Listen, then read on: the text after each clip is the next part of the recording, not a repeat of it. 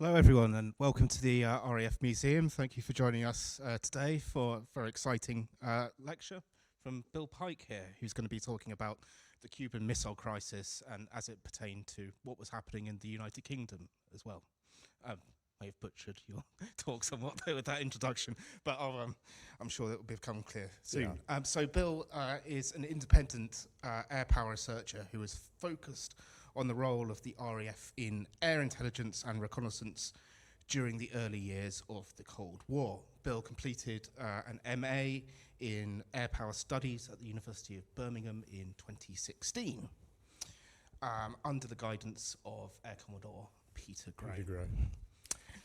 He has subsequently published in the RAF's Air Power Review and has previously given a lecture here at the RAF Museum in 2018. 2018. And that was on the role of Marshal of the Royal Air Force, Sir John Schlesinger. Chief Marshal. In establishing Britain's independent airborne nuclear deterrent. So very apt to be talking here, where we've got all three V bombers together. So I'll hand you over to Bill now. And before we start, can we get a bit more volume at the back? Everything else feels the same. It's very, very low level at the back here. Can we sort that, Steve? Thank you. Yep. Okay, Bill, over to you then. Okay. Well, welcome to Cosford, and very happy to see as many people here as we've got, and to the people that might be watching this either now or later on Crowdcast. It's hard to realise that I was supposed to give this lecture nearly 2.5 years ago, Friday, the 20th of March, 2020, just 3 days before the COVID lockdown. And I was strongly advised at that time not to come because of all the restrictions and so on and so forth. So, at that time, of course, I'd have given the lecture, given the talk I'm going to give today with some variations, but it's a long way from the Cold War back in the day, middle of the last century discussion I might have had with what is relevant today, particularly with the Ukrainian war in progress. The potential relevance and comparisons go unabated, either on television or in discussions in various conferences that are going on right now. Today, 28th of October, marks the 60th anniversary of the conclusion of the Cuban Missile Crisis. On that day, the world breathed a huge sigh of relief after a fortnight during which the fate of human civilization hung in the balance. Finally, before we start the slides, some of us, in fact looking around the room, perhaps more than some of us, have personal experience of the Cuban Missile Crisis. I myself was a 15-year-old schoolboy at the time in my GCE O-level year, wondering whether it was all worth it during those previous 2 weeks. So I'll get on with the PowerPoint slides. I've got about 25 of these slides, but I want to concentrate on talking to you and using the slides really just as a prop to illustrate what I'm trying to say. So let's get on with that and look at the setup of the talk that I've got ready for you. Essentially, it comes in 3 parts, the discussion. First of all, not all of you will be aware of the Cuba crisis in the context of how it all developed, how it became a crisis, and what it meant for us here in the United Kingdom. So that'll be the second bit of the talk, which will roll out like this. Causes of the crisis, and we have to go some way back in history before the Cuba crisis to really appreciate what was going on. The American political reaction and strategy, of course, is well expressed, not just by me, but by many people who have given that discussion, particularly in this lecture theatre over the years, in that. But I want to vary the theme a little bit and concentrate on what it all meant for us. I certainly knew what it meant for me. It was a really frightening experience for a 15-year-old. In fact, for anybody that was really aware of what was really going on. So, our vulnerability, and I'll get into this in the course of discussions, against the real possibility of a Soviet nuclear attack, either by missiles or by jet bombers. We look back at it, of course, and we live one day at a time in the present, but we look back in history through a very long lens telescope, and we can see why these things happened and how they happened in a much clearer way than we knew when we were living through it. Learning outcomes, of course, is part of that. Well, there's many things I could say about how we all got to this crisis in the first place. I would start from the year 1955, and then there was a conference. In fact, it was a summit conference held in Vienna in the middle of that year, and it was hopeful that we would finally get something like peaceful coexistence between the communist bloc and the West and the unaligned countries of the world. But more specifically, in looking at Cuba, we have to realize several things. First of all, the revolution in Cuba, which overthrew a rather corrupt person called Batista in 1959. He had links with the mafia, gambling casinos, prostitution, and a whole range of other things. So he was overthrown by the Castro brothers and Che Guevara, essentially. And then that world changed into a communist outpost in the middle of a capitalist arena, particularly in the Western hemisphere. So that's the first thing that really happened. Eisenhower, President Eisenhower that is, had tried to conduct some kind of counter-revolutionary approach to retaining some kind of model of a more peaceable, acceptable person to the Americans to be put in place of Castro. In other words, to decapitate Castro's, not himself, but his approach to what was going on in Cuba. So President Kennedy, a young man in his 40s, inherited Eisenhower's idea of doing this, very much fostered by the CIA, the intelligence agency in the United States, with the disastrous Bay of Pigs invasion, which took place in April of that year. And it was a terrible mistake.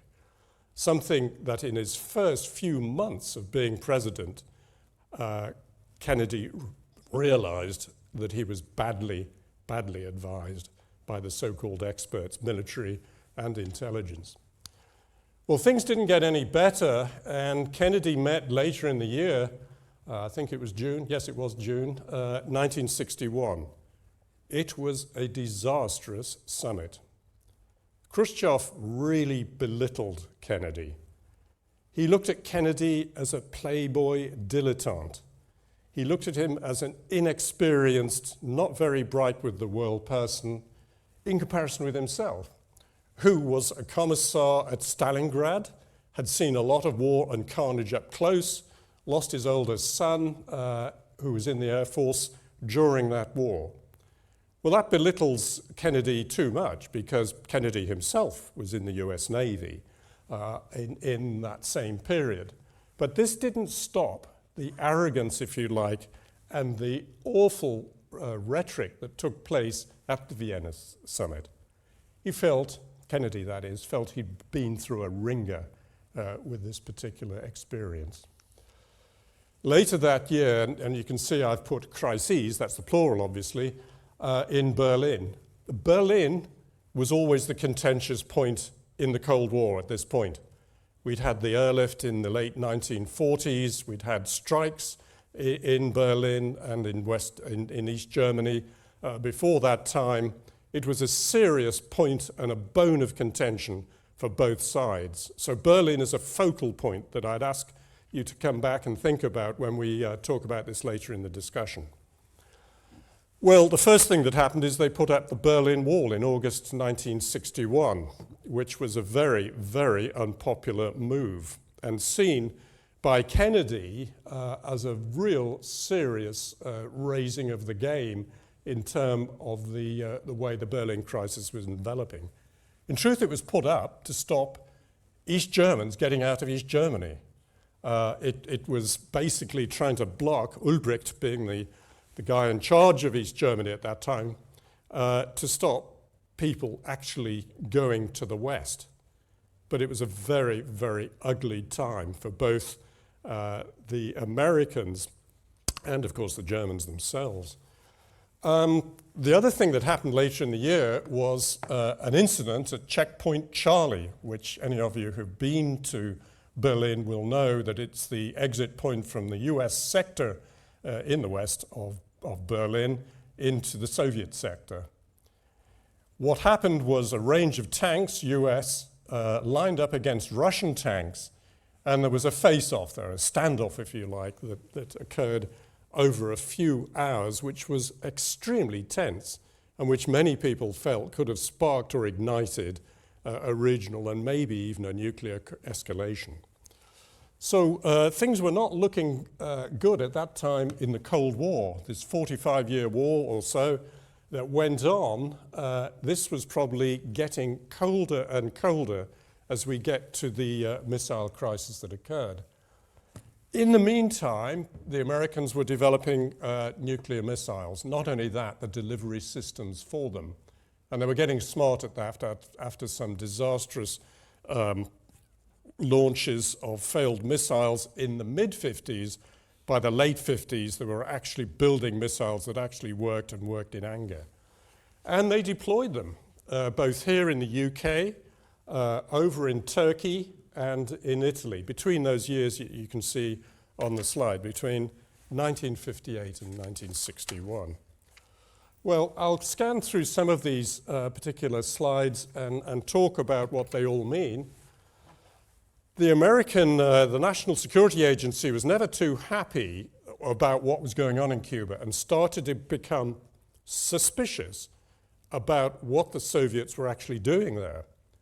The Soviets, for their part, claimed that they were giving help to the Castro regime with farm implements and agricultural machinery. Far from the truth, of course. I'll ask you to remember 3 or 4 words, Russian words, that I'm going to come out with in the next few slides. Maskorivka is one of them, dacha, which you probably already know, and andania. I'll talk about them, and each of them I'll talk about in detail as to how it all worked for this particular this particular episode. So there you can see on the lower part of the slide a U-2. Flying at about 50,000 feet, well out of the range of pretty much everything, it took pictures. And some of you may be able to see, it's very hard, in the top of the slide there, in the top figure there, you can see the word missiles. This was the first time that the Americans realized this on Sunday, the 14th of October of that year, realized that the Russians had moved in, the Soviets rather, had moved in missiles of an offensive nature. That is, they weren't for the protection of Cuba, they were missiles that could be used in an attack on the United States. That's the first thing to remember. And of course, this is what raised the game, the escalation, if you like, of what happened later. Well, about a week later, the Americans got canny at all of this. They continued with the U-2 flights, and they took pictures, these taken with US Navy Crusader aircraft, particularly built around reconnaissance, flying at a speed of nearly 500 miles an hour, and at a height of about 500 feet, being shot at the same time as they took these pictures, got even more detail that you can see there specifically. It almost looks like snow on that right-hand side. It isn't, of course, it's Cuba. But the missile tents, all the oxygen tanks there on the right-hand side of the right-hand side slide, missile erectors, these things were all pointing to the fact that these things were arriving and arriving in force on the island of Cuba. Now, the word maskirovka really means deception. It's a Russian word, obviously, and deception is what the Russians were doing here. They were pretending one thing, farm implements and the like, and in reality, getting offensive missiles into Cuba in volume, maybe 60, maybe 70 of these things. So we had a whole range of these things coming in to Cuba through those particular months between June and September of 1962. And then the U-2s started to find out what was really going on. In truth, the Americans were pretty slow off the mark. They weren't reacting as fast as they could. They had something called HUMINT. HUMINT is human intelligence, by the way. In Cuba, they just weren't believing how important these particular movements were at the time. But certainly they got into gear very, very rapidly in these critical weeks of October 62. So let's look at the sorts of missiles and styles. I don't want to get too much into the involvement of what they are, just to describe what they are and what they would do. So I've got a selection of them here. That's the SS-4, a NATO code name, Sandal. SS means surface to surface, by the way. There's nothing too fancy about that. And the bigger sister, if you like, the Skian, which an SS-5. Now, interestingly, and there's a little bit of an aside here, the British had a major contribution to make in understanding these weapons. They knew because they were running an agent called Oleg Penkovsky. MI6 was running him for about a year and a half. Penkovsky was disillusioned. He was a colonel in the intelligence services in Russia, and he was feeding a businessman, Greville Wynne, in Moscow with details of both of those missiles and more. So the British, I was going to say we, but the British passed on this information to the Americans. After all, there's a close relationship between the both intelligence services. And what they realized is these missiles were fairly dangerous and fairly effective in their launching and in their accuracy. So Penkovsky was passing this information on to Greville Wynne, to MI6, obviously in London, and then into Washington with the CIA and so forth. The Americans then realized how dangerous they were, how accurate. They knew the yield, the range, the navigation aids, the gyroscopes, and all the rest of it, and how they would proceed to activating these particular missiles should they ever be put into use. So by daily overflights, dangerous at many times, they were learning a lot about what was going on. Well, let's move on with some of them. There's always something called the unknown unknowns.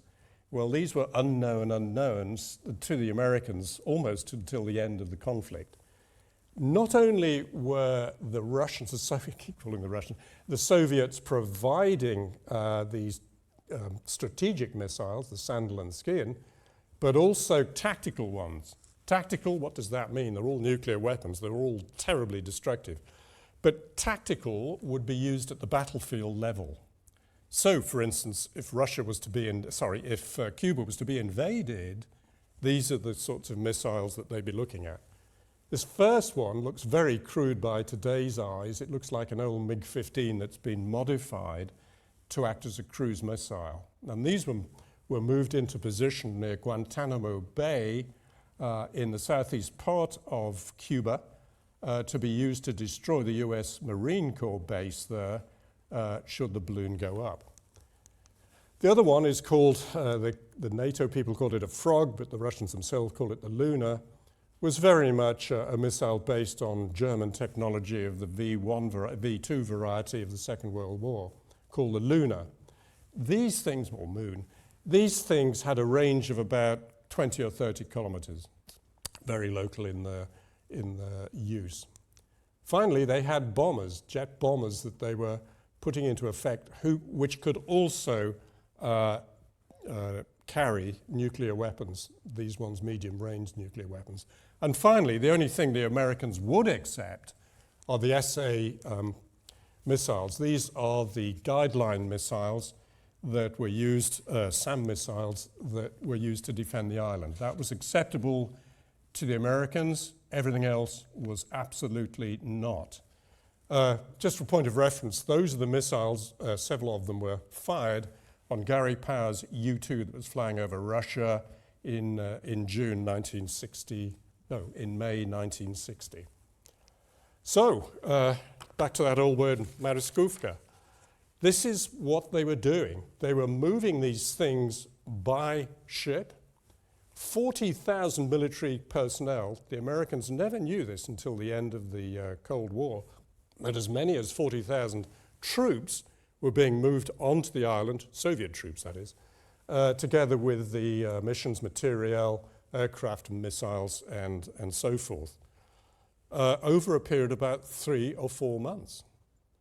This was a huge deception, a huge deception.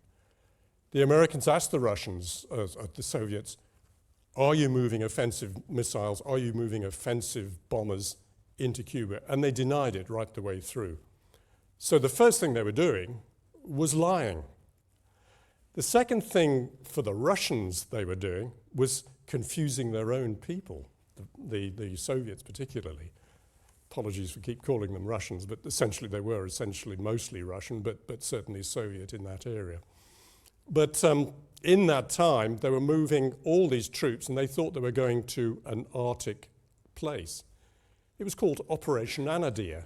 Anadyr is a river that drains into the Bering Straits in northeast Siberia. Anadyr was supposed to put them off the scent. Anyone that was leaking information to the West, i.e. to intelligence services, that they had no intention of going to the Caribbean. In reality, they were going to the Caribbean. 40,000 of them below deck during the day and above deck only at night time when reconnaissance aircraft or ships in the area of American flags were in operation. It was hot, and a lot of them complained about the horrendous conditions that they were in, baked in these things as they came across to this Caribbean island. So we get this whole thing, and there to give you a map and the shock that it gave to the Americans particularly, not so much of the SS-4s you can see there in the red thing. I'll just point over to it. These are the shorter range missile areas. Of course, you know, Panama and all the rest of it wouldn't have been what they were looking at.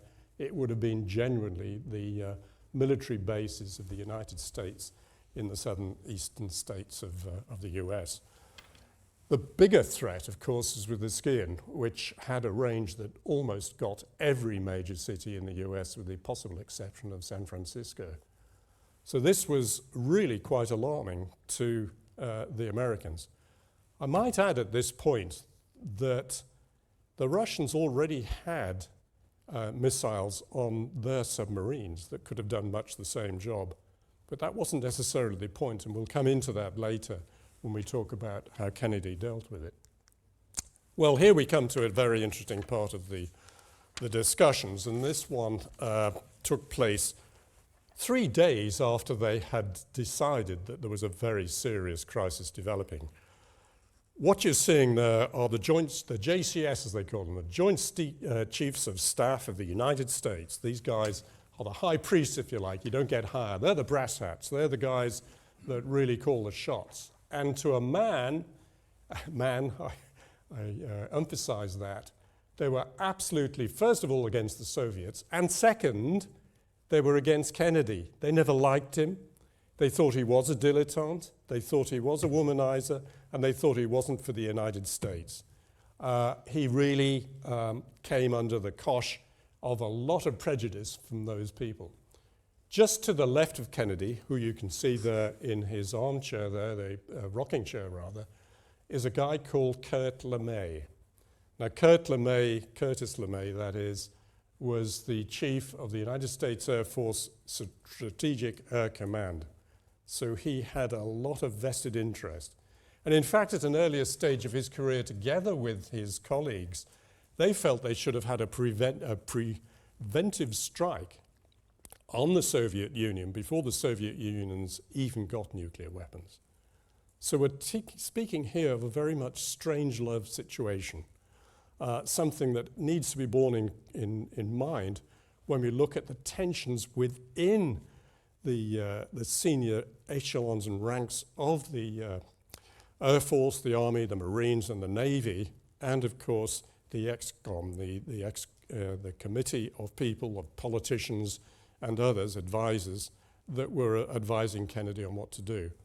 So let me, not with an American accent, I'm not going to do that. I've lived in the States, but I'm not going to do that. Here's General LeMay, comes from the Midwest. I'm not going to do a Midwest accent. If we don't do anything to Cuba, then they're going to push us on Berlin. We mentioned that before. Push real hard because they've got us on the run. This blockade and political action I see leading to war. This is almost as bad as appeasement at Munich. I don't see any other solution other than direct military action right now. A blockade and political talk would be considered by a lot of our friends and neutrals as a lot of nonsense. You're in a pretty bad fix, Mr. President. The President. What did you say?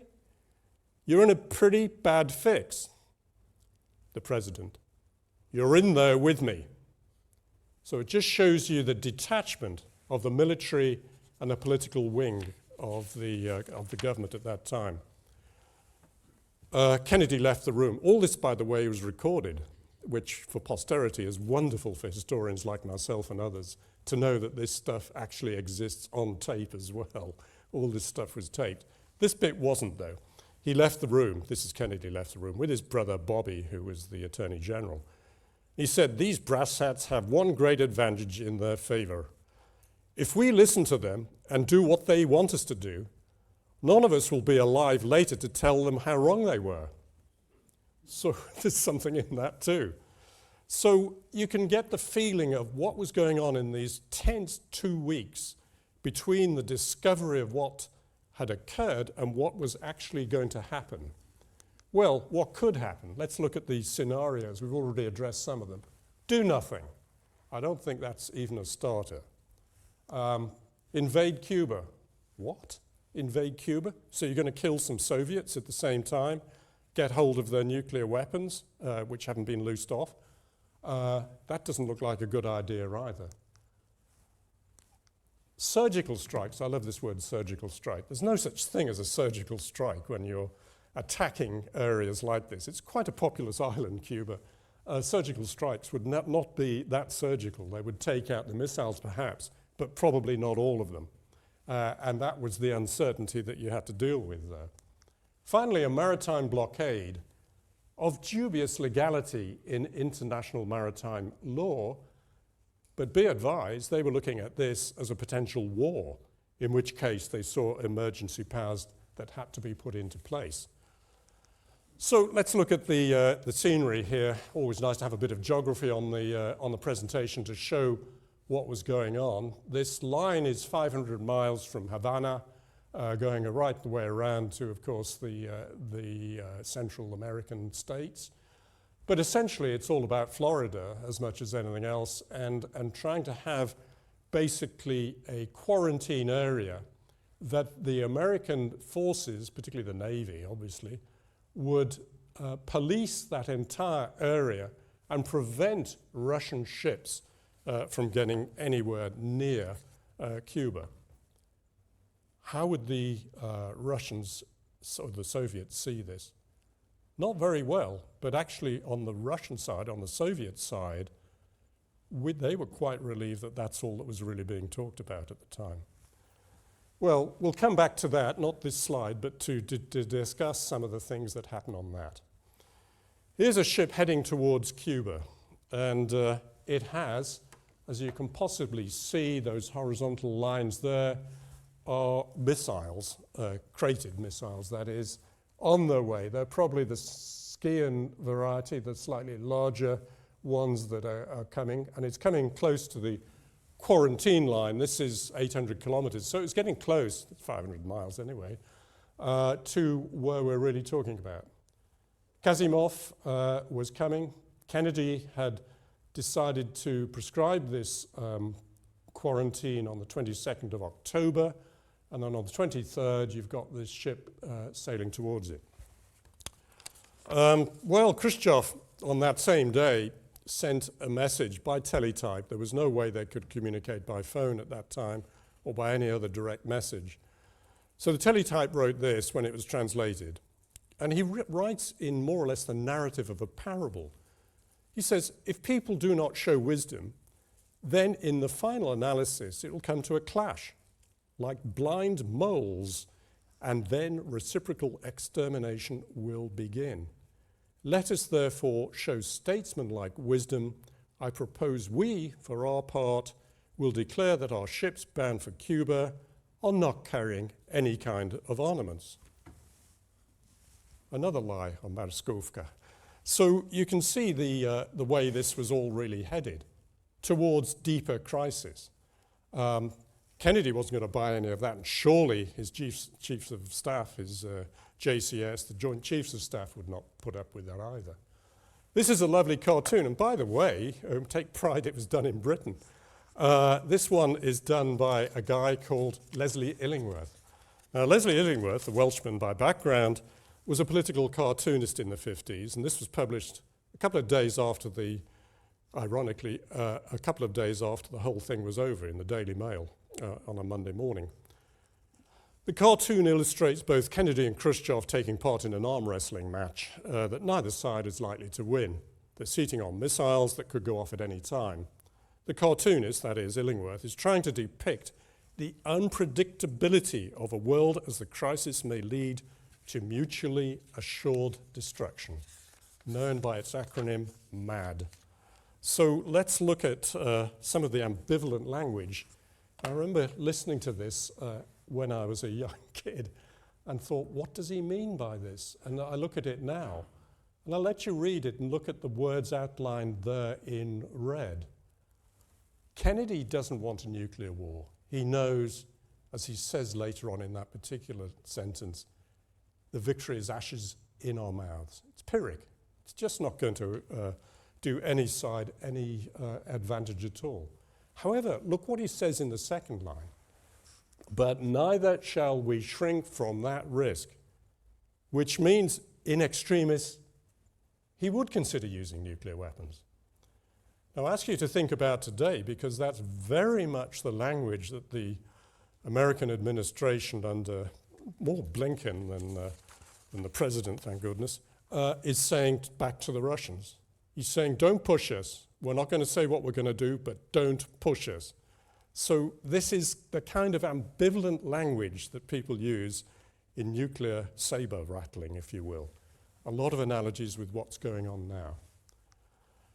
Well, okay, special relationships. I've written a lot about the special relationships and how for many years it was quite an unspecial relationship between ourselves and the Americans. It was quite tense at times, and it was pretty good at this time. You can see our patrician leader there, almost an Edwardian grandee, if you like, Macmillan, and the young, quite attractive American to his side. Almost looks like a senior uncle with a son there, a nephew there. And that's very much what the relationship was like in the early 60s between Kennedy and Macmillan. He listened to Macmillan a lot about what would be done. That's not to say that he would do exactly what Macmillan said.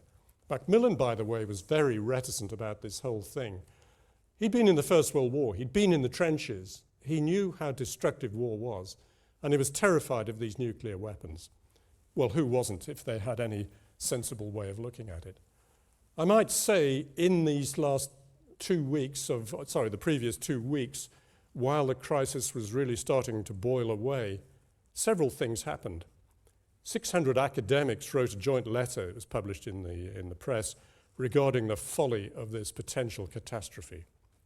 The Labour opposition, Hugh Gaitskell was the leader of the opposition at the time, and in his cabinet, Harold Wilson and George Brown had a private meeting with Macmillan. Macmillan told them before anyone else knew what was going on how serious this all was. And their retort to this was basically, why are we getting involved? This is an American problem, very much most of their own making. Look at the Bay of Pigs. Look what happened there. They can deal with this. Why do we have to get involved? Well, it was getting tense on both sides. Macmillan didn't really know what to say back to them. This is an interesting point. He prorogued Parliament for the last 2 weeks of October. You might have heard that word recently.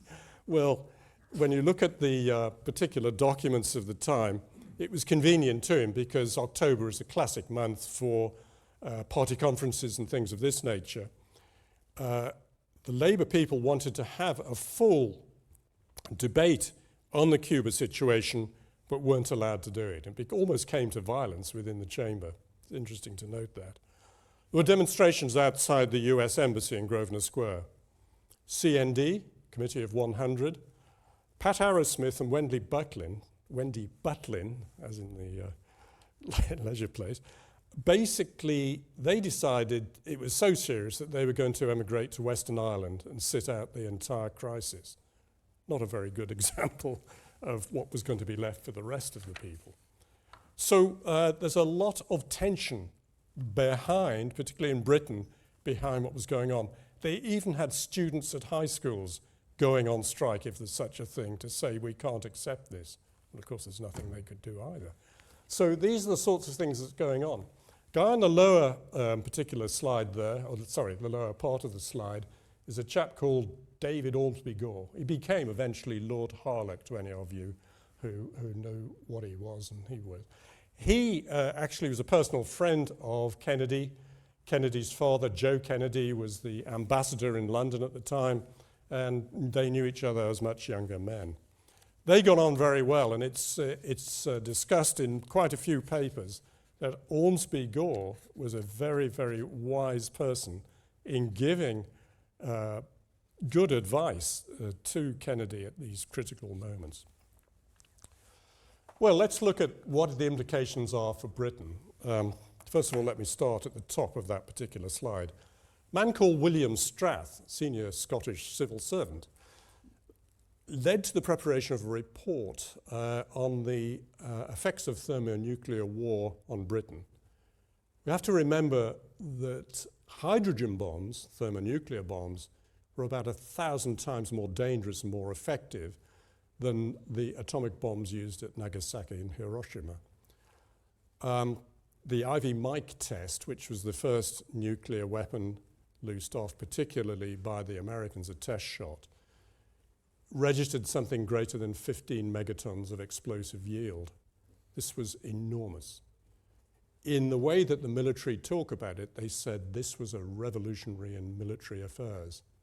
So this was something that had to be seriously addressed. By the way, Churchill was the person who instructed Strath to do this. He came back with a report that said 10 of the missiles, if they had a yield of 10 megaton, that's 100 megatons of yield, if you like, would destroy Britain's ability to function as a nation. The report went on to recommend that we build fallout shelters, which of course was at an inestimable cost, this in the 1950s, of billions. It just wasn't affordable at that time. So there are a lot of tension going on. But what did Britain have in its own favour? Well, first of all, it had the nuclear bombers, the V-Force, good examples, by the way, people just a few yards from where we're talking. The Anglo-American Thor missiles, there's an example of that in the museum, quite close to us as well. And not close to us were the US, USAF as they call themselves, Strategic Air Command bombers, that's the B-52s and B-47s, and the medium fighter bombers based in England. Undisclosed numbers of those things. We were making ourselves a target for the Soviet Union. They'd have to take us out before anything else happened. Well, look at what it looked like, and I'll get down to how serious this was at a time a bit later. I'm running ahead of the story here, but it's worth bringing up at this point. Those are pictures of the Thor missiles. Thor missiles were jointly administered by the United States and Britain through the RAF and the United States Air Force to be used on joint signals between both governments. So essentially, these were very effective missiles, 60 of these based in the UK. On the lower bit of the slide there is a quick reaction alert. These are what the Royal Air Force was trained to do with as few minutes as they might have to get their planes airborne. We'll talk a little bit about that when I get to the slide that is relevant. Well, it's also worth pointing out that you can see, in a sense, where Khrushchev was coming from. Khrushchev had a dacha, that's the other word that I wanted you to point out, over here near the Caucasus, in a place called Sochi. You'll know Sochi was part of the football tournament a few years ago. And he looked across there with his Politburo chums, and he said, do you know there are missiles based in Izmir in Turkey that are but 600 miles from my dacha, and I'm sure I'm being targeted. So you can see how you can empathize, not sympathize necessarily, but empathize with the situation that was developing. There, for your edification, are the radii of attack, if you like, as far as they can get, from Thor missiles, Jupiter, and Turkey Jupiter. They're types of missiles, by the way, fairly old in that time even. Thors, there are 60 of those based in the eastern England area. Jupiters in southern Italy, there were about 40 of those in Italy and 15 in Turkey. So all in all, there was quite a lot of missile possibilities of what they call the IRBM, intermediate range ballistic missiles. Huge number of acronyms here, alphabet soup of numbers and figures and all the rest of it, but this is what really was going on. Well, we get to a time called Black Saturday, and this was really an issue that was definitely the most tense time, would have been yesterday, 60 years ago, if you will, that we ever had in the history of life as humans. And of course of what's going on at this point in the Cold War. So Khrushchev fires enough of his teletype messages, more of the parable narrative. He talks about a tug of war, and I'll quote it. A moment may come when that knot will be tied so tight that even he who ties it will not have the strength to move it. In that case, we will not know what to do. Consequently, if that is broken, there is no intention to tighten the knot. We doom the world to the catastrophe of thermonuclear war. Then let us not only relax the forces pulling on the ends of the rope, let us take measures to untie the knot. We are ready for this. He might have been ready for that, but nothing was coming out of Moscow, out of the Kremlin, to say what they were going to do. In other words, they weren't budging at all on how this looked. Let's look at what happened in the critical 2 days. They call it Black Saturday, the 27th of October, 1962. Things were happening between the two major superpowers that could have easily sparked a thermonuclear war. First of all, a U-2 on a routine, if there's such a thing as a routine flight from U-2, over the North Pole. Why was it going to do this? It was sampling isotopes of nuclear weapons that had been set off in Novaya Zemlya in the Russian Arctic islands a few days before. And what this particular U-2 was looking to do was to capture at high altitude, and they go at high altitude, these particular isotopes from a fallout, if you like, of the weapon to find out they can get characteristics of those weapons. It strayed into Russian airspace. And it strayed seriously into eastern Siberia without even knowing it. It finally was recovered mainly because American Air Force jets came out to rescue it, even though it was being chased by MiG fighters at the time. That's how close it was. The second thing, and there are several more than this, I could go on. This was more serious, and that wasn't bad enough. Another U-2 was doing an overflight over Cuba, which they'd done many of over the past few weeks, was shot down by a Soviet surface-to-air guideline missile over Cuba. Why did that happen? The line of control was not being obeyed. The Russian colonel that loosed off those missiles, that let them fire them, did not have the authorization from Moscow to do that. He did it on his own volition. Fortunately, when Kennedy got to hear about it, he decided to keep the powder dry. It could have easily sparked some kind of huge reaction, a nuclear one as well as a conventional one. Never mind the fact that the vessels that were coming towards Cuba, most of them had turned back and didn't want to be boarded by Americans, United States Navy people. This became an issue for the Americans because 4 or 5 submarines of the Russian variety Soviet variety, were actually coming towards the line and looking to break that line of control that they had in the area. The Americans, these Foxtrot submarines were diesel-electric submarines. They were very easy for the US Navy to detect on their acoustic sonars and all the rest of it. And they found this particular one close to the Sargasso Sea in the east part of the, not of the Caribbean, of the eastern part of the South Atlantic or the Middle Atlantic off Cuba, off Florida. And they released depth charges to try and bring that particular vessel to the surface. These vessels had been submerged for days.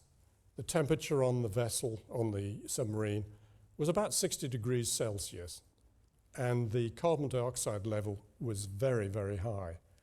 The judgment call of these people was pretty low. They had, amongst their ordnance, 1 nuclear torpedo, which they could use if they felt it was appropriate and for which they got approval. They didn't know what to do. They wondered if they should surface and either surrender to the Americans or alternatively activate the nuclear torpedo and fire at the USS Essex, a huge aircraft carrier in the area. This particular nuclear torpedo had the ordnance value of about the same as a Hiroshima bomb. So had it hit the Essex, the USS Essex, that surely would have been one of the worst things to have ever happened. So the senior people on that particular submarine, had an argument. And basically, a man called Okhipov decided to tell them that this was idiotic. Let us just surface and see what's happening, and we'll radio Moscow and see what we should be doing. They did. Unfortunately, that particular nuclear torpedo was not put into action or into the tubes to fire. Had it done so, and it could have easily happened, it would have been a very, very different outcome, counterfactually. So the fourth thing that happened, was the US forces were preparing to invade Cuba within 48 hours. It didn't take a genius to know if there were 100,000 troops ready to man barges and ships, that it was going to be a D-Day operation. And it would have been had it happened. So the obviousness of the ultimatum that was really coming down the line was there and there for everyone to see. Finally, although it said that people at Guantanamo knew this was happening, the Soviets were moving into position with tactical nuclear weapons, cruise missiles, which I talked about earlier in the discussion. And you can see how serious this would have been had they loosed off those particular cruise missiles.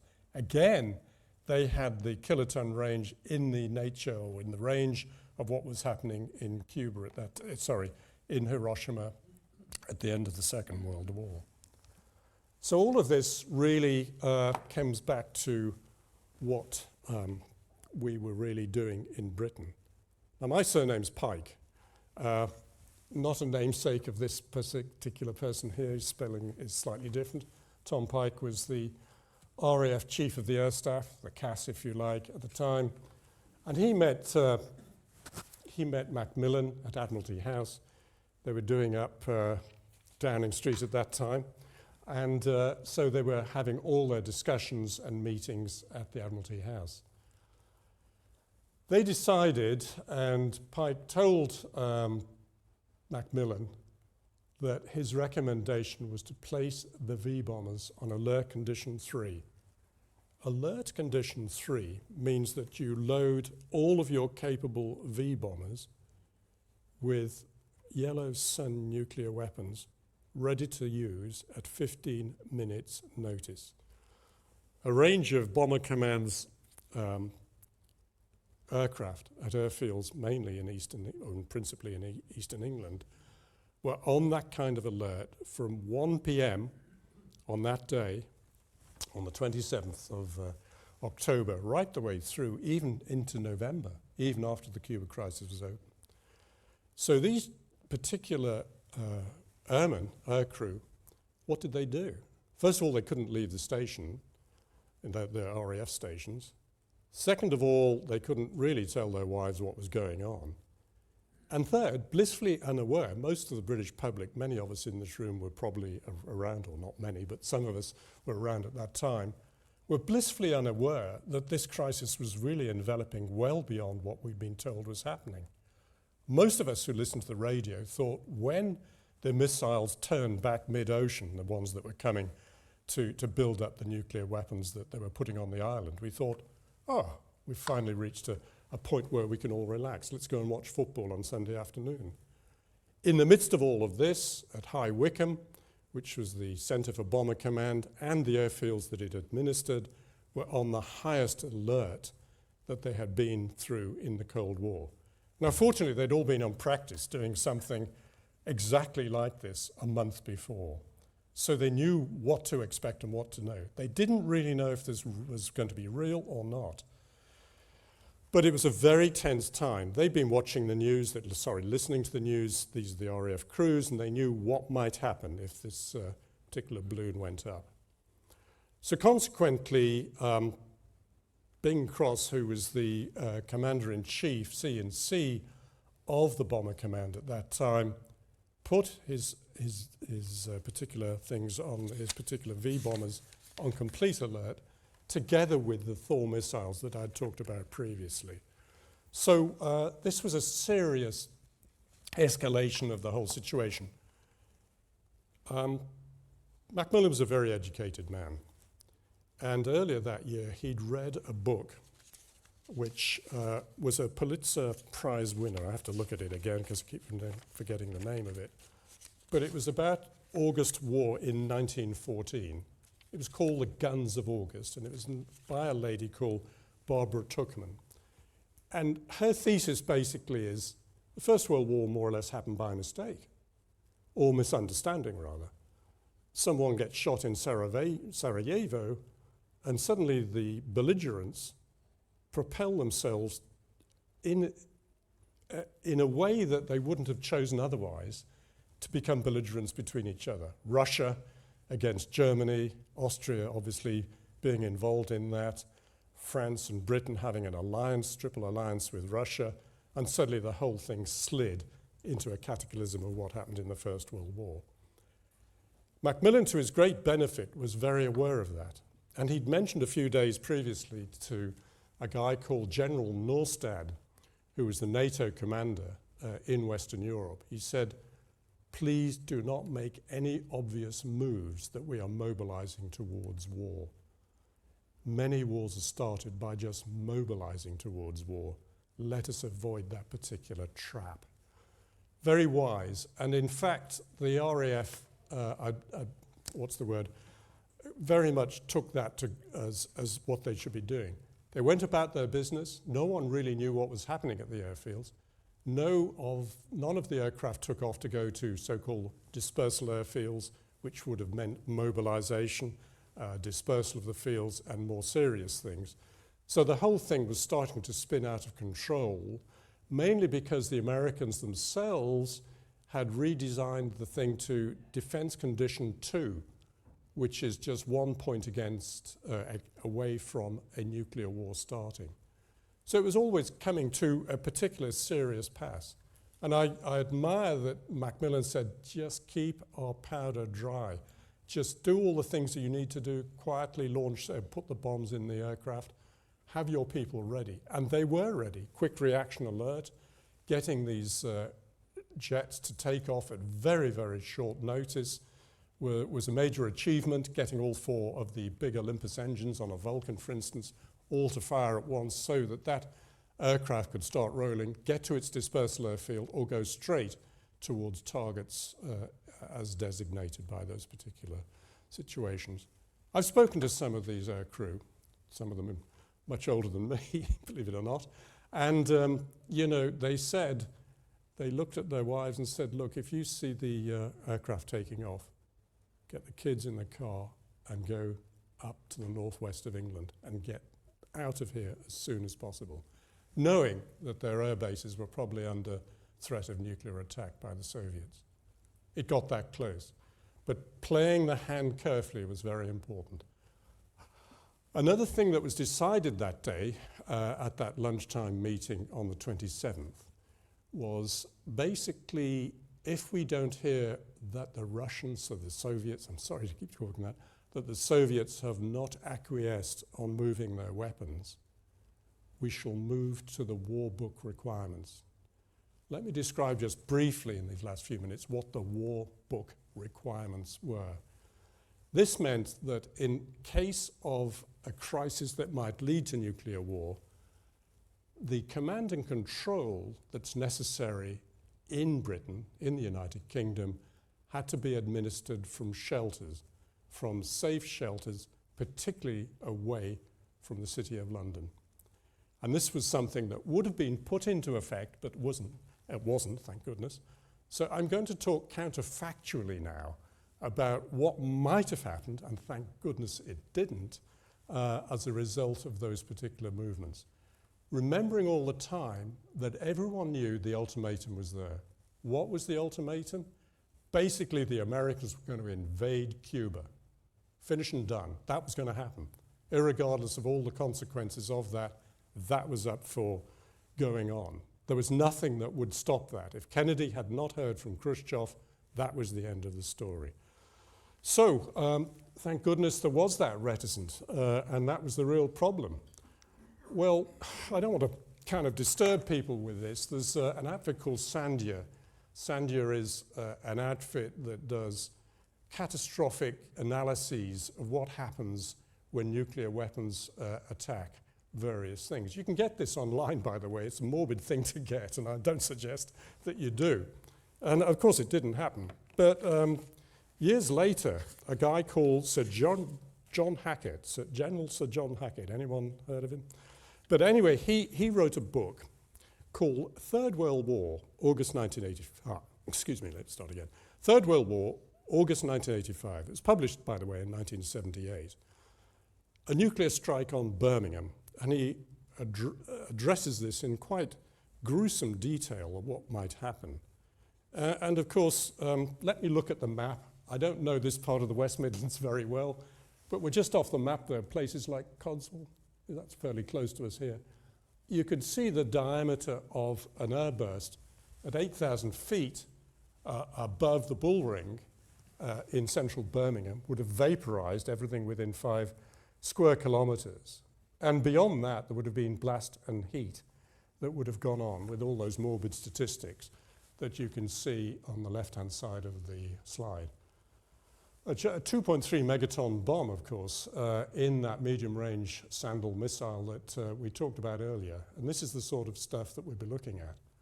Damage area would have been huge, and the damage, of course, the West Midlands would have been exceptionally bad. This is the sort of thing that people were very reticent about and continue to be reticent about. Sorry, going the wrong way. So let's look at what was going on at that time. First of all, on the map on the left-hand side of the slide, we've got these, what they call regional seats of government, where central government would have dispersed the operation of what was happening in the UK to these devolved areas that are up on the screen there. To the right-hand side is a seat of government It was built slightly after Cuba, so I'm rather pushing the envelope here. It's in Northern Ireland. By the way, it's for sale for about £500,000. I don't know why any of you would want to buy it. Maybe it'd be good as a wine cellar. But other than that, I can't think what on earth you'd do with it. But anyway, there it is. All it looks like is an inconspicuous area that could even be a water supply area or whatever, water reservoir.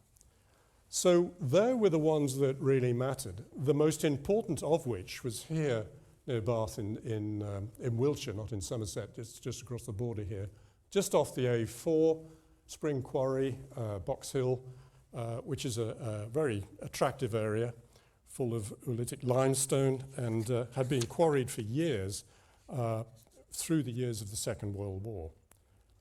To the adjacent area of the quarry was an area of, let me show on the next slide, was an area that had 40 acres underground, which would have been the central seat of government for the United Kingdom should the worst ever have happened. This is Armageddon +1, if you like. The Deputy Prime Minister, several other people would have gone there together with 3,000 or 4,000 civil servants and military personnel to live there until the crisis was over. And equivalently, if we go back to the other slide, others would have gone to other parts as regional controllers of what would have happened. This is the stuff of the war game, if any one of you ever watched it, would have happened in a counterfactual world where this might have happened. To their great value, to their great respect, Macmillan kept the powder dry and basically didn't move on any of these things. Well, it did end, thank goodness. And Schlesinger, who was a press officer at the time in the Kennedy administration, quite rightly said it was a dangerous moment in the course of human history. What's interesting, though, as a historian, is to realize I had lived through it, but I didn't realize what was really going on. And the end of the Cold War represented a time when Russians, post-Soviet times, could make their files available to historians on both sides of the equation and vice versa to really examine what happened. First of all, Kennedy was obsessed with the fact that Berlin would be part of the equation that might be agreed between himself and Khrushchev. And he knew if he did that, he'd be throwing away bargaining chips. That was never the case. Khrushchev had no interest in doing anything in Berlin. This was about Che Guevara, it was about the Castros, it was about getting communists recognized within the Western Hemisphere. So that was a huge misunderstanding. Second thing, Khrushchev very much misunderstood Kennedy. Kennedy was quite an educated man, and yes, he had seen military experience in the round. So there were misunderstandings there that we ought to be very careful of when we look at those sorts of things. And we see that now, misunderstandings from both sides. So I just want to really put 2 or 3 slides on, and then we can open the floor for Q&As. It was a very compressed timescale. You look at the timescale we have now with the Ukrainian war, as distinct from these very dangerous 2 weeks. An awful lot was happening at once. Very, very dangerous time, very, very dangerous experiences. And of course, in the middle of which, Gromyko, who was the foreign minister for the Russians, for the Soviets, saying categorically in the White House, no, we don't have offensive missiles there. Yes, they did. And even at that time, Kennedy had photographs in his drawer just adjacent to where he was talking to Gromyko in his own office. So we get to this critical point on Black Saturday where a lot of bad things might have happened. If Arkhipov had not told his colleagues on that submarine, God knows where this would have ended. So, learning outcomes and all the rest of it. Clearly, I don't have to say anything more than what's on the slide there. You know, a lot was written. Robert Kennedy wrote a book about it, but always through the prism of what Robert Kennedy felt it was like for him, rather than what other people felt it was like. The biggest question I have is the 4th, 5th bullet down there, 4th bullet. did nuclear deterrence actually deter? I'm minded to think it did, but only just. McNamara, Defense Secretary for the United States at the time, thought, no, we were just lucky. So there's an interesting discussion there that we could have, not necessarily here, but a discourse that continues to go on about deterrence. The danger of war by miscalculation is the one thing I would leave you with. So where do we come out on all of this, if it means anything, in terms of learning from Cuba for future situations? First of all, to paraphrase Sun Tzu, who either did or didn't exist as a Chinese warrior philosopher, know your enemy. In other words, you don't have to like him, but you need to know how he ticks, or he or she, obviously. Nuclear deterrence depends on rational actors. Really? Look at this third bullet. Well, some of them were far from rational. Kurt LeMay was not rational. There's no doubt about that. Neither was Castro. I haven't mentioned, but Castro wanted to loose off offensive nuclear weapons in any event, irregardless of what was happening, knowing that he'd be killed in a nuclear war as a result of it. Well, compressed timescale, as we've mentioned. What really happened? Well, I have to say things got better after this, and thank God they did. A hotline, would you believe, there was no way the president could talk to the chairman of the Politburo by phone. There's a little bit of an interesting, just in conclusion, story here. What's his name? Khrushchev had a beautiful dacha in the Lenin Hills in the suburbs of Moscow. So he got the Politburo to come to his place on Saturday night and he said, look, we've got to do something about this. Can we agree that we'll send them a communique that they can react to as fast as possible? Politburo looked back at Khrushchev and said, the worst may happen in the interim. He said, well, what can we do? Well, he said, let's put something on Radio Moscow. Famous reader there, well-known character who read the news every night, very much like we have here, would read the news out that the Soviet Union will accept the requirements of getting the missiles out of Cuba. So how was this going to happen? Well, a courier was brought into the room. They gave him the communique to be read out on Radio Moscow that night. And so he did. So he got in his car and got lost in a traffic jam. Worse still, when he finally got to the Radio Moscow office, and by the way, it was Sunday by this time, Sunday early their time, he got into the lift and the lift got stuck. It was one of those old-fashioned lifts which had the cage-type stuff up it, and the lift had just stopped between floors together with the courier with the note. They finally got it going, and goodness knows, it actually got read. And that's why the Americans, and for that matter anyone else in the world, knew that the Soviets were relenting on this particular issue. Fast though that was, though, it does show, this comes from a story by Peter Hennessy, now Lord Hennessy, who wrote about this. It shows how close we were to the edge on the business of Armageddon. Just in final things, Macmillan never really got over this. His grandson, Viscount Stockton, still alive, he said Harold Macmillan had repeated nightmares about two things before he died. One was what would have happened if it went to a full nuclear exchange, and number two was how dreadful his experience was in World War I in the trenches. Thank you very much for your attention. I'll be happy to take it.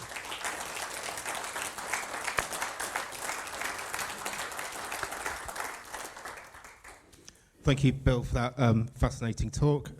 Got time now for a few questions. I'll take some from the floor, but also on Crowdcast. So anybody who's joining online, please get them into the Q&A function. So I'll start with the floor first. Anybody got any questions? Thank you for such a fascinating talk. Thank you. Two questions. I have read that Kennedy was pressurising Macmillan to disperse the V-Force to the 26 dispersal airfields. Yeah. And Macmillan said, no, that is an obvious sign of raising tension. As Mobilisation. you Yeah. said. But is it true that instead of deploying them, he brought the Thors to 15 minutes readiness as a kind of A compromise, if you like, yeah.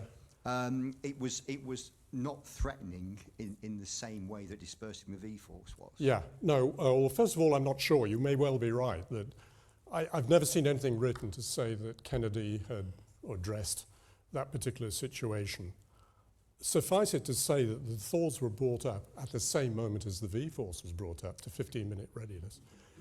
59 of the 60 Thor missiles were ready to go. They were liquid fueled, so they had to be put into such a condition. The issue is if they were starting to be raised, that would have been an indication they were ready to go. So they were fueled horizontally with a situation to go within that. Thank you.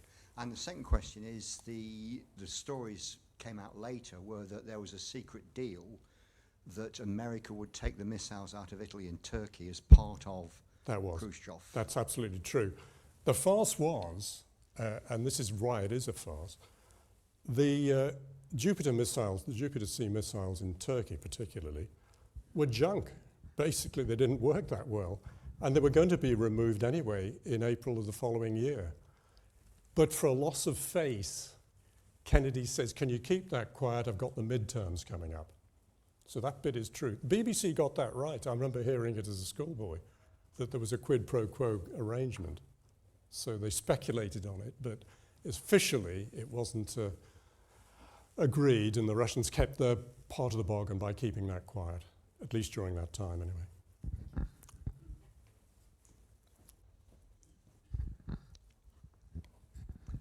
Thank you, sir. One comment before I ask my question.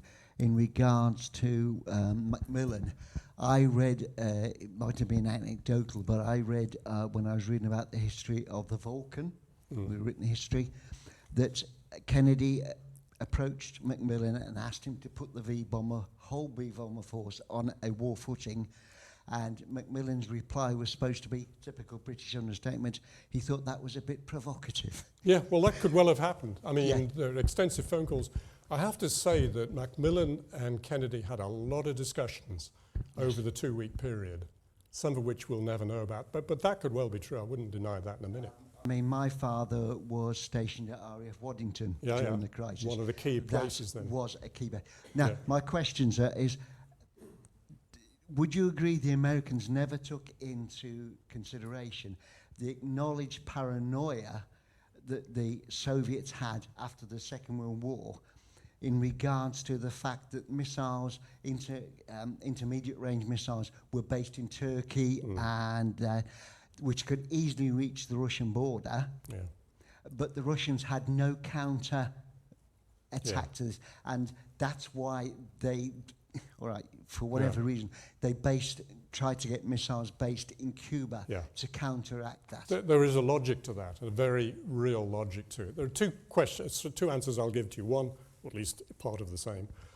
The first thing was American observers, those who are erudite enough to write about this, said, we have the luxury of having 2 oceans between us and our adversaries. The Russians didn't.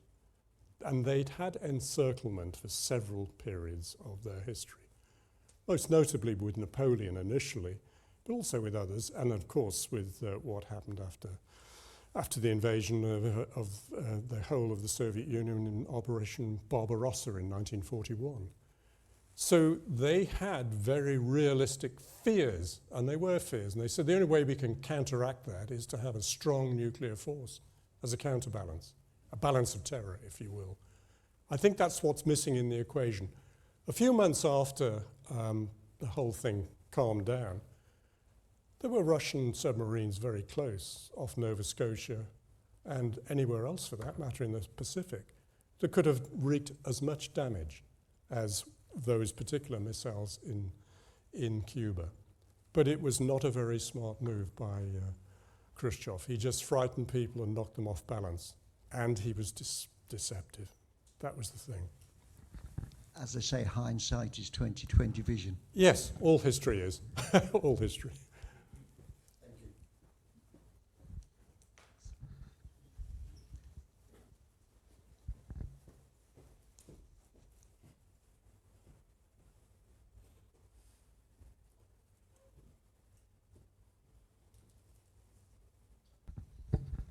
Thank you for an excellent presentation. Thank you.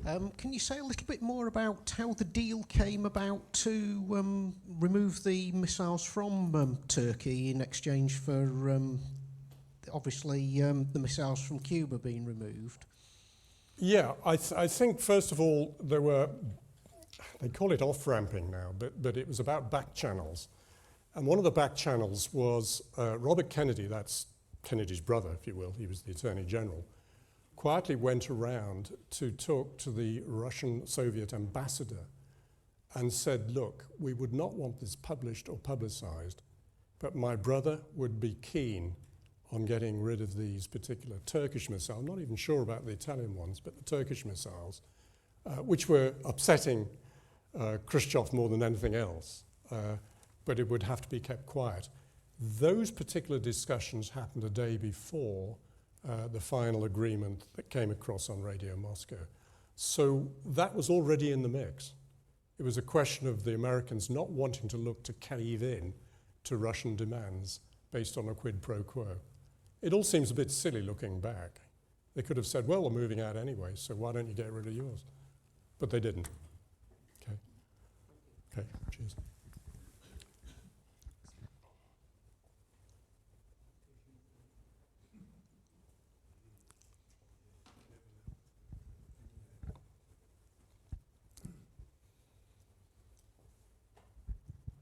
Thank you. I'm intrigued as to how the Americans managed to have a naval base on Cuba. It was an historic vestige, and I beg ignorance about the Spanish-American thing and all the rest of it, but it was something that goes back in history, I think, to the time of Teddy Roosevelt, if I'm not mistaken, and that was a prerequisite. And because they had it and it was well armed, it would have been an idiotic thing for them to try and attack it, and they meaning Che Guevara and folk, Castro and folk, doing anything about that. So they had to live with it, as they still do. Guantanamo is still in operation. And just finally, it's just a comment really. There was a film made not that long ago, a few years ago, about the businessman Greville Wynne and Pentovsky, and how that all came about. Obviously, it was a dramatisation. I enjoyed it, but I don't know how much of it was true and how much was... Most of it was. It was Ben Cumberbatch was the role of Greville Wynne. That's the businessman, the British businessman that was involved in this whole thing. And most of it's true. Oleg Penkovsky wanted to be an MI6 operative and was accepted as such. The CIA thought he was nuts.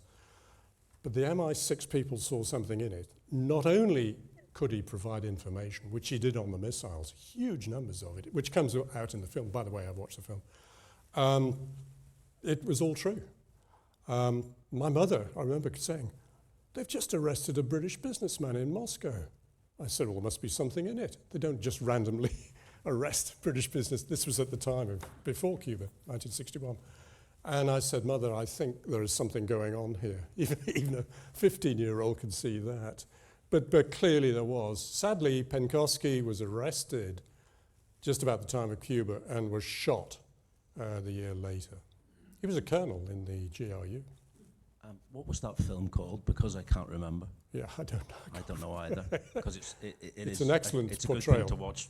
But it is fairly close to the truth. Dies in Lubyanka prison, yeah. Thank you. The Courier. The Courier. Well done, you.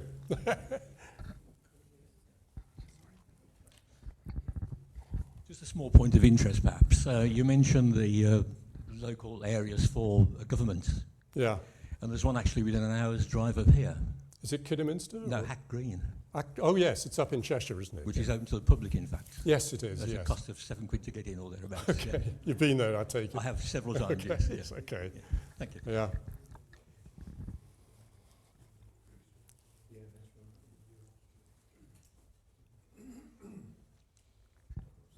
I'll take some questions from Crowdcast then. What were the French doing during all of this? The French had just developed a nuclear weapon. They weren't as much a force as we are. They were developing what they call the force de frappe, which is a force of hitting, but it was nowhere as near developed as the V force at that time. They were also semi-detached from the whole NATO structure as much as anything else. But Kennedy, to his credit, sent Dean Rusk, the Secretary of State, to talk to Adenauer and to de Gaulle about the situation. They were supportive of what was going on. So the French were very supportive of the resistance shown to anything to do with Cuba. It wasn't as if they were ambivalent. They got off the fence on that one. Hope that answers the question. Yeah. And a question about how much real-time intelligence the Americans had. Were they able to fly U-2s around the clock over Cuba during the time of the emergency? No, they weren't. No, and I think now you've got real-time everything. You know, what happens now is what we can see on satellites, on what planes can beam back to main base. They can see the pictures, the visuals, the digital images of what they're seeing. That wasn't available. It was very much an analog world we were living in 1962.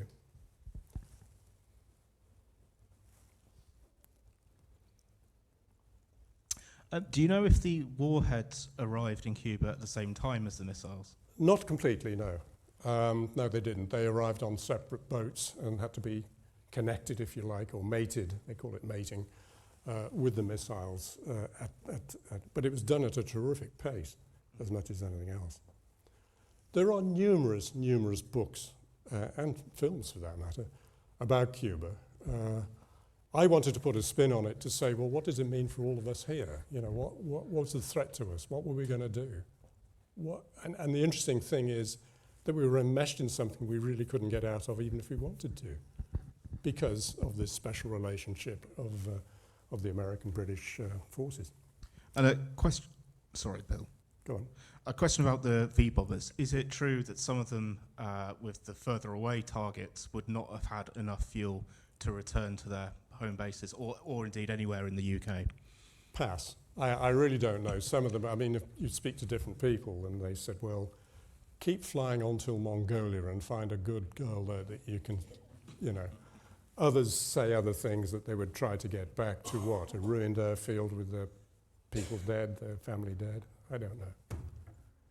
It's gone into counterfactuals really here. We just don't know. Any more questions from the floor at all? Yeah.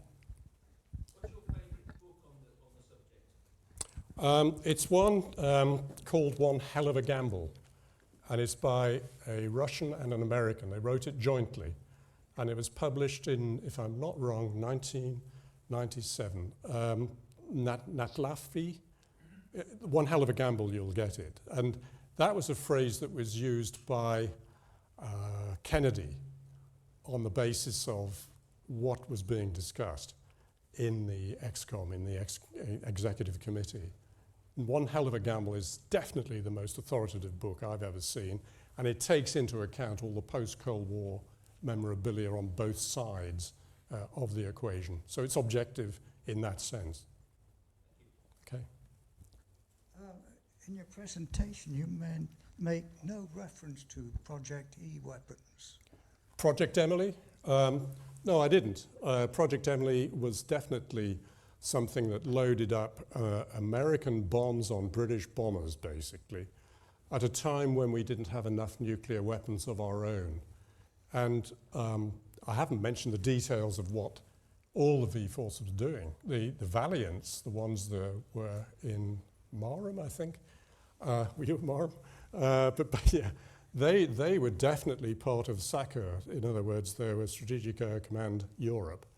And they would have been under the control of Norstad and Folk with regards to presumably different targets to the strategic targets that the Bomber Command had in other areas. But they were the Valiants, weren't they? Not all were Valiant. Okay. Honington was Project E Yeah.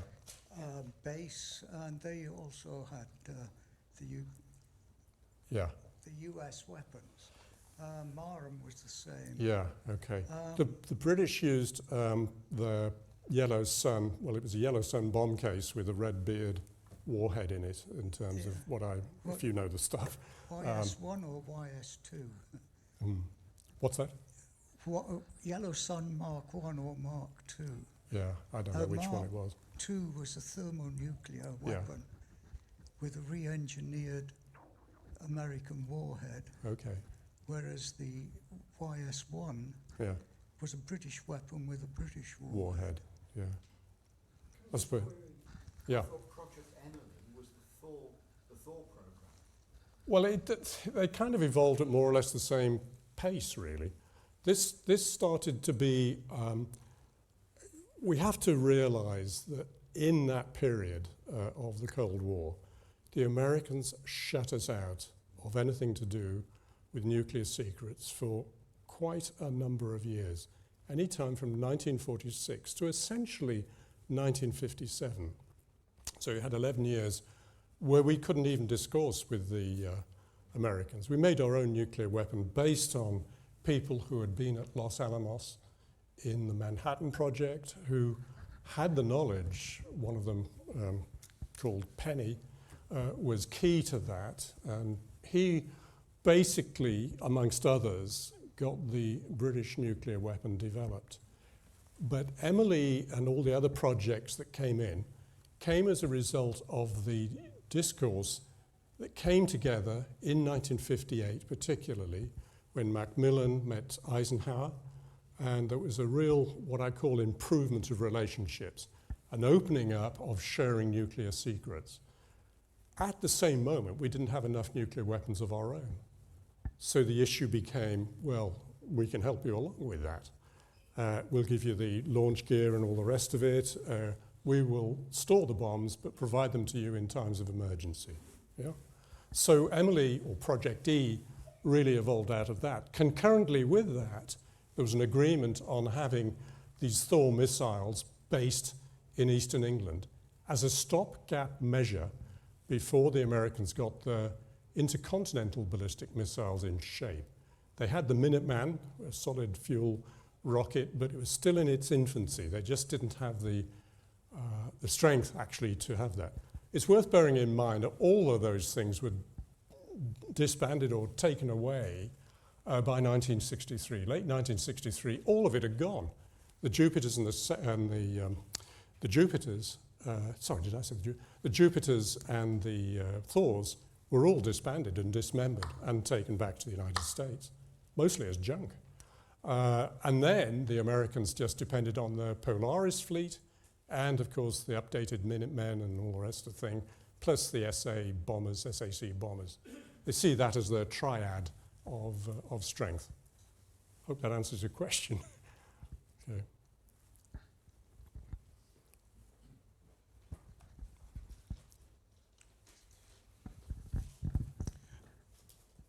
I think we're going to have to call it a day there, but I'd like to. No, thank you very much for coming, and thank you for coming. I'd like everyone to join me in thanking Bill for a really fascinating talk. Thank you.